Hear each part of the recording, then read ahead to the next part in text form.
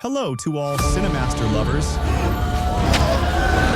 Hope you enjoy watching. Let's get started. Our movie begins with a man named Daigo. After being injured in the war, he goes to open a temple to speak with 48 demons residing there. Daigo tells the demons that his father and brothers were killed in the war with the kingdom of Kanayama, and that he fears they will wipe out his entire clan. So he begs them to grant him power to defeat his enemies and also to control the world in exchange for anything they want. Suddenly, a dying mouse on the ground responds to him. It tells him that he must give up his unborn son. Daigo agrees and tells the demons to divide his son's body among themselves. Suddenly, the demons strike Daigo with lightning to mark their agreement on his forehead. There was a priest there who warned Daigo about what he was doing, telling him he would regret the agreement. He killed the priest while assuring himself that he would feel no regret. 20 years after the agreement, a man named Hyakkimaru appears walking in the desert.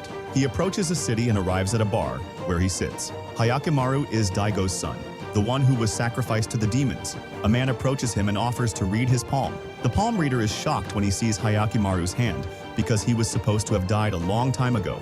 After that, Hyakkimaru suddenly gets up and approaches the stage when he sees a woman dancing and wearing a mask.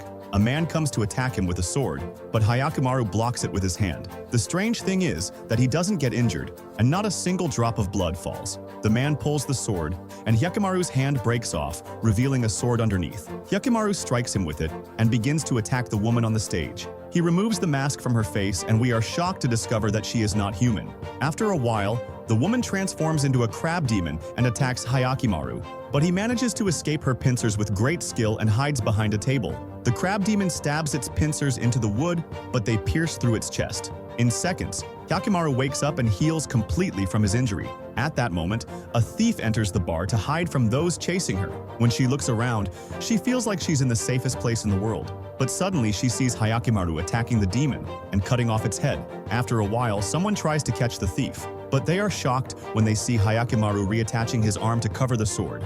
Afterward, he falls to the ground, writhing in pain. His right leg detaches from his body, but a new one immediately grows in its place. The thief and the man chasing her are terrified and run away quickly to escape Hyakkimaru. The man tells her about a rumor of a man who once went to Mount Redress, where a monster that eats humans' lives. People began to suspect that the man was a monster when he returned alive from the mountain. Later, the thief sees Hyakkimaru talking to Biwa, a traveling storyteller. When Hyakkimaru leaves, the thief asks Biwa if Hyakkimaru is a monster. Biwa tells her a secret that no one knows. He says that a sorcerer found Hyakkimaru in a basket on the riverbank when he was still an infant, but the sorcerer discovered that many parts of the child's body were missing. So the sorcerer decided to take him and complete his body. He collected the missing parts from children who had died in the war. The sorcerer started by attaching a heart and made it beat with an electric spark. Piece by piece, he added other parts to the child's body. Then, he cast a spell on him to help him endure the new body. When Biwa visited the sorcerer's house, he found demons hovering around the child's body. So, Biwa drew a sword and told the sorcerer that the sword was made to kill the demons that had attacked the village before. He also said that the sword was imbued with the blacksmith's vengeance, as the demons had killed his wife and son. Biwa gave the sword to the sorcerer, saying it was destined to be in the child's hand when he grew up. Years passed, and the sorcerer attached a knife to each of the boy's arms, but he told him he would have to wait until he grew up to attach the vengeance sword to his left arm. Over time, the sorcerer trained Hyakkimaru to defend himself with the sword, even though Hyakkimaru could neither see nor hear. He could sense everything around him with the power of his mind. Hyakkimaru grew into a tall, broad-shouldered young man and believed the sorcerer was his father. One day, he found the sorcerer lying on the ground, seemingly dying. Hyakkimaru offered to heal him with the healing arts he had learned, but the sorcerer ordered him to burn the house down, along with the spellbooks, because he didn't want warlords to gain knowledge of how to become immortal. After the sorcerer attached the vengeance sword to his arm, he confessed to Hyakkimaru that he was not his real father, and then he died. Hyakkimaru followed the sorcerer's orders and burned the house down. As he was about to leave, he heard a voice telling him that his body parts had been divided among 48 demons, who used them to terrorize people. The mysterious voice told him that if he wanted to restore his body, he would have to kill the 48 demons with the sword in his arm. Biwa tells the thief that Hyakkimaru had killed his third demon when they met the second time. The thief becomes interested in Hyakkimaru's sword and wants to steal it. When she learns that his left arm will return once he kills the demon that took it, she begins to secretly follow Hyakkimaru, but he always senses her presence, so she decides to confront him. Although the thief pretends to be a man, Hyakkimaru figures out that she is a woman. When Hyakkimaru asks her for her name, she tells him that professional thieves don't have names, so they can't be easily caught. She then asks him, "What's your name?" Hyakkimaru tells her that he's been called many names, including Dororo. The thief likes the name, so she asks Hyakkimaru to call her Dororo from now on. Hyakkimaru tells her to stop being so clingy and to stop following him. But Dororo tells him she's interested in the sword he carries and plans to steal it when it falls from his arm. When they rest by the river, a terrifying-looking child approaches them. Hyakkimaru quickly draws his sword, but then realizes the child poses no threat when it calls out for its mother. Hyakkimaru takes the massive child to an old temple, telling them it is made up of about 20 spirits of children who died when the temple burned down. When the girl introduces herself to the child and tells it her name is Dororo, Hyakkimaru says, "Why are you so full of yourself?" The name Dororo means little monster. It is also used to refer to strange creatures that resemble humans. After a while, Dororo and Hyakkimaru encounter two villagers offering food and praying for children. The villagers explain that the temple is where people abandon their children. Dororo yells at them, saying, "You can't be human. No one does this to their children." The couple explains they live a miserable life due to tyranny, and that Daigo has become much worse. They had no choice but to abandon their child. Dororo tells them her entire village was burned during the war, but her people resisted until they died. When Dororo and Hyakkimaru leave the temple, they meet Sabame, a man who invites them to rest at his house in exchange for telling him their story. When they arrive at his house, Sabame's wife welcomes them, along with 7 identical twin daughters. One of the daughters asks them to hand over their weapons. Hyakkimaru gives them the sword, strapped to his waist. Later, Sabame tells them the temple burned down days after being struck by lightning. Sabame appears saddened as he recounts the children killed in the fire. As Hyakkimaru and Dororo sleep, the 7 daughters plot to kill and eat them. The daughters transform into giant larvae and head toward the room. Upon opening the door, they find Dororo sleeping on the floor and gather around her. Suddenly, Hyakkimaru leaps from the ceiling and slashes them with the sword in his arm. A large child appears and points to another room. Inside, they discover a passage leading to an underground tunnel filled with the remains of dead children. In another room, they find numerous monsters' hands. After searching, they find a passage leading back to the burned temple, realizing it was where the demon fed. They deduce that Sabame's wife disguised herself as a nun to lure children into the tunnel. Dororo decides to awaken the villagers, while Hyakkimaru returns to confront Sabame. Dororo tells the villagers they were feeding their children to demons and urges them to prepare their weapons to fight back. Meanwhile, Hyakkimaru overpowers Sabame and tries to awaken his conscience to abandon his demon wife. Before Sabame can respond, the demon stabs them both in the back. Sabame dies, but Hyakkimaru rises and fights the demon. Sabame's wife transforms into a strange bird and tries to escape. However, the spirits of the children she killed drag her back to the ground, allowing Hyakkimaru to kill her. After the demon's death, Hyakkimaru collapses, and his old liver returns to his body as he regains it from the demon. The villagers mistake Hyakkimaru for a demon and banish him from the village. Days later, Hyakkimaru kills a cherry tree monster to regain his ears. He then slays a giant lizard with Dororo's help, regaining his voice. Next, Hyakkimaru battles a winged demon.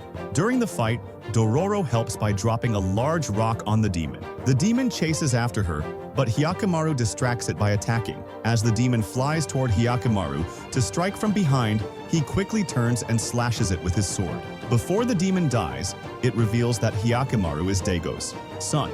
It tells him that the person he should resent is his father. Hyakkimaru regains his right arm. Dororo expresses disappointment, thinking it was the arm with the sword of vengeance. Hyakkimaru and Dororo continue their journey, reaching a border separating Kagamitsu, Daigo's land, from another kingdom. From afar, Dororo sees Daigo's castle and tells Hyakkimaru she plans to kill Daigo and his entire household. She recounts how Daigo shot her father with arrows when he resisted his army. Dororo and her mother fled to the forest, where her mother asked her to live as a boy for protection. Shortly after, her mother died, leaving Dororo to fend for herself. The next day, Hyakkimaru goes to the city to find work. Some men attack him in a bar, but he defeats them easily. A man named Tahomaru admires Hyakkimaru's combat skills and offers him a job. When they reach the castle, Tahomaru reveals he is Daigo's son and asks Hyakkimaru his opinion of Daigo. Hyakkimaru remains silent. Tahomaru declares he intends to take his father's throne, end the war,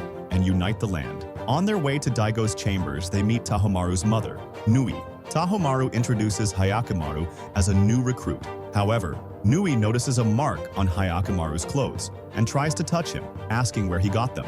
When Hyakkimaru grabs her hand, he sees her memories of abandoning her child by the river. Daigo wanted to kill the child, but Nui begged him to let their son live. Nui realizes Hyakkimaru is her son and calls him by his birth name, Tahomaru. As Hyakkimaru tries to leave, Tahomaru stops him, threatening him with a sword. Hyakkimaru wounds him in the stomach and escapes. Nui tells Daigo their abandoned son has returned. She regrets naming their second son Tahomaru after the first.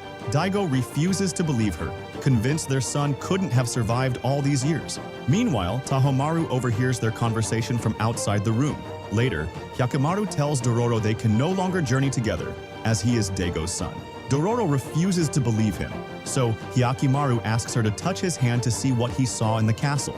Afterward, Dororo stabs him in the chest to avenge her parents. Nothing happens to Hyakkimaru, who explains he hasn't regained his real heart yet. Suddenly, Biwa Hoshi appears and tells them about the night Daigo made his pact with the demons. Hyakkimaru says he wants revenge against Daigo, but Dororo warns him it would be the biggest mistake of his life to kill his father. Biba advises Dororo to give up her plan for revenge for her family, but the girl insists that her family's blood will not be shed in vain and that she must avenge them and kill Daigo. While Hyakkimaru is sitting by the river, a demonic dog approaches him from behind. When Hyakkimaru attacks it, another dog appears and bites his right arm. After they leave him, one of the dogs says he feels pain in his arm because it is his real flesh and blood. The dog mocks him, saying he won't gain anything by regaining his real body because his own family doesn't accept him. After Hyakkimaru kills the two dogs, his real eye returns to him. He sees Dororo for the first time throwing her sword away and telling him that she will no longer seek revenge against Daigo, and urges him to do the same and live his life. The next day, Daigo is seen standing, reflecting that controlling the world takes a long time. Suddenly, his demon appears, telling him that the entire world is in his hands, but his son is standing in his way. Daigo fears that his son threatens the future of his kingdom, so he leaves the castle to confront Hyakkimaru himself. At that time, Hyakkimaru and Dororo are standing at the border, enjoying the natural scenery. Suddenly, Tahomaru and his men attack them with cannons. Dororo decides to fight them, but Biba stops her. After a while, Tahomaru approaches Hyakkimaru, telling him that one of them must die as there is only room for one. Soldiers begin fighting Hyakkimaru, and Tahomaru also attacks him. Two soldiers try to strike Hyakkimaru with their swords simultaneously, but Hyakkimaru evades the attack, causing them to strike each other and die. A third soldier strikes Hyakkimaru, but Hyakkimaru blocks the attack and breaks his sword. Their mother arrives on horseback and finds the broken sword lodged in Tahomaru's neck, killing him. Shortly after, Daigo arrives to kill Hyakkimaru, but Yori stands in his way to defend her son. However, Daigo, prioritizing the throne above all else, strikes Yori with his sword and kills her. Hyakkimaru, shocked by his mother's death, goes to fight Daigo despite Dororo's attempts to stop him. When Hyakkimaru manages to wound Daigo in the stomach, Daigo asks how he regained his body. Hyakkimaru tells him that the sorcerer who raised him made it possible. Daigo, with pride, says he does not regret what he did because their entire clan would have been annihilated if he hadn't made the deal. Daigo attacks again, but Hyakkimaru defeats him, knocking him to the ground. However, Hyakkimaru restrains himself from killing Daigo and walks away, telling him to build the ideal world that Tahomaru desired before his death. Suddenly, a demon possesses Tahomaru's body and offers to bring him back to life in exchange for Daigo's body. Hyakkimaru warns Daigo that if a demon takes over his body and the throne, it will be a disaster for the kingdom.